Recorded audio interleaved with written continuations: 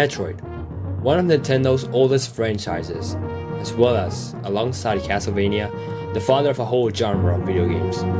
My history with this franchise is short and maybe not worth mentioning, but that won't stop me from talking about it because I genuinely enjoy it. And what better time to talk about Metroid than after the proper announcement of Metroid Prime 4 Beyond? Welcome to episode 2 of the How I Got to Know video series. This time we'll be talking about my relationship with the media about a woman on a spacesuit that shoots a bunch of evil guys from space. Here we go.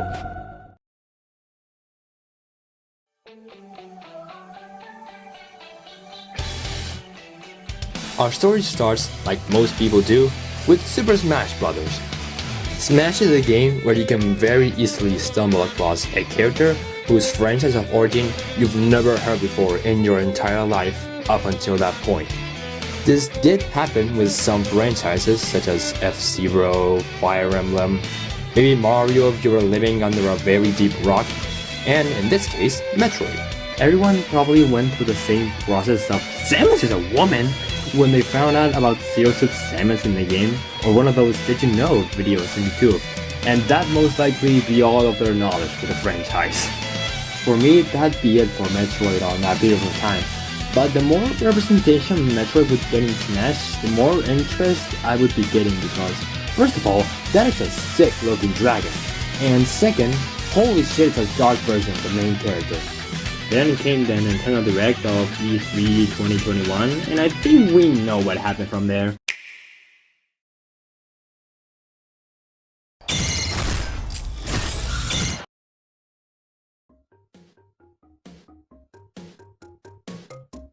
So yeah, Dread gets announced and suddenly everyone, including me, is super interested in Metroid as a whole, which is certainly not bad considering how niche the franchise was getting at that point. But before playing Dread, I wanted to play Super Metroid first because it was apparently the best one.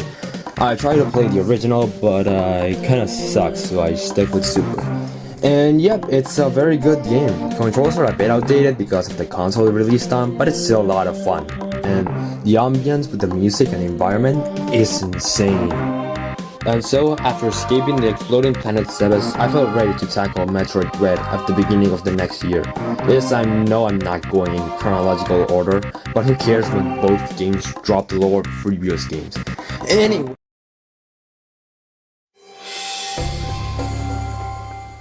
Metroid Dread is awesome, dear lord. It feels like a modernized Super Metroid with more story beats to it, as well as the important part that is the enemy chasing you that gives an insane and fun amount of adrenaline. Or I guess in this case, dread.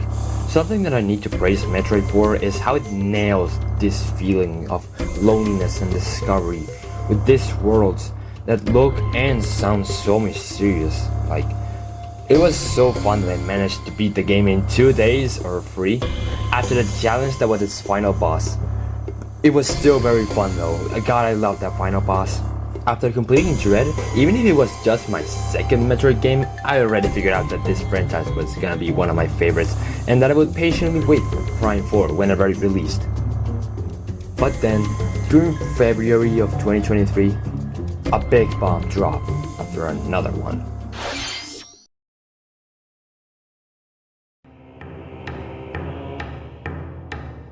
Yep, they remastered one of gaming's best video games. No, I didn't say that, the general consensus around Metroid Prime did. Of course I had to get my hands on it if it was that good, as well as it being a Prime experience that I would use in Prime 4. This game is just a blast from beginning to end. The adaptation from 2D to 3D is immaculate. And remember what I said about the ambience with Super and Dread? Here's amplified to, ironically, its Prime. Not only by its music, which is great, but the environment too. I think this is one of, if not, the best looking game on Switch. It's that gorgeous.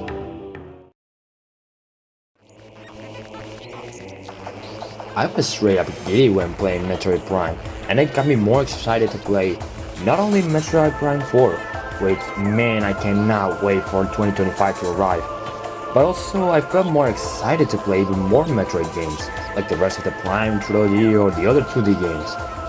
Because after all the time of me sticking with what I know I like, I branched out with something new, and in a way, made me branch into even more games and media that I really like and that I wouldn't have even bothered about giving them a chance a few years back.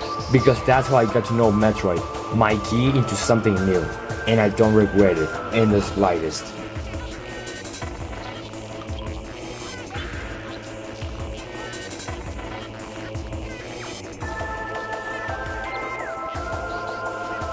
This was Sergio MG. Thanks for watching, and I'll see you next time.